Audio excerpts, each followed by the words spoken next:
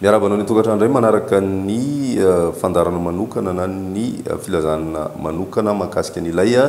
rivodoza izay mitoetra ao atsimon'ny Madagasikara tamin'ny rayora maraina dia efa nipaka ny morontsiraky ny distrikan'ny Ampania ny ivony ity rivodoza ity manodidina ny 70 kilometatra avaratra somary avaratra atsinanan'ny Ampania na Itampolo no nisy ny foibeny tamin'ny rayora maraina zay nandritry ny adiny 3 lasa dia nanaraka ny morontsiraky ny distrikan'Ampania ity rivodoza ity ary mbola mitoetra ao amin'ny distrikan'Ampania trany ivony amin'izao fotoana izao raha ny vinavinina kosa dia mamakivaky ny tapany atsimon'ny Madagasikara izy amin'ity an'ity ary mivoaka an-dranomasina any amin'ny distrikan'ny Taolagnaro anio ariva ny rivotra ny araka aminy moa dia mbola mijanona hatramin'ny 10 kilometatra isan'ora izay misy tafiotra 520 kilometatra isan'ora ny fangianam-pandehany kosa dia manodidina ny 5 kilometatra isan'ora ny rotsakorana miaraka aminy na dia somary nisy fienany zay dia mbola mitohy hatrany ho an'ny tapany atsimon'ny Madagasikara indrindra ny tendrony atsimon'ny nosy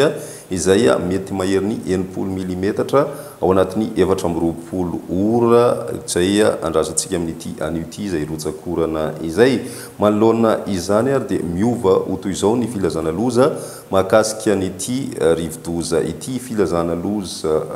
tatao miloko mena ho an'ny distrikan'ny Toliara voalohany sy faharoa ny any amin'ny afatra anosy sy ny afatra androya eo ihany koa ny distrikan'ny Sakara Betioka ny any Benenitra ary ny any Ampania ho an'ny filazana miloko mavo loza manambana kosa indray dia ho an'ny distrikan'ny Vangaindrano midongy atsimo ary ny any Befotaka foana kosa ny filazana loza ho an'ny afatry Orombe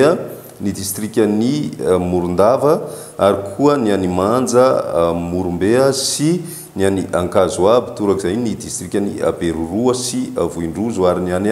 Farafangana ny fampiasana ranomasina kosa nefa dia mbola mitoetra hatrany ny alin-drano izay teraky nyity rivodoza ity ka mbola ahitana hatrany ny mponina mba tsy hampiasa ranomasina eo anelanelan'ny Besalampy hatrany Manoro mandra-pahalasa tanteraky nyity rivodoza ity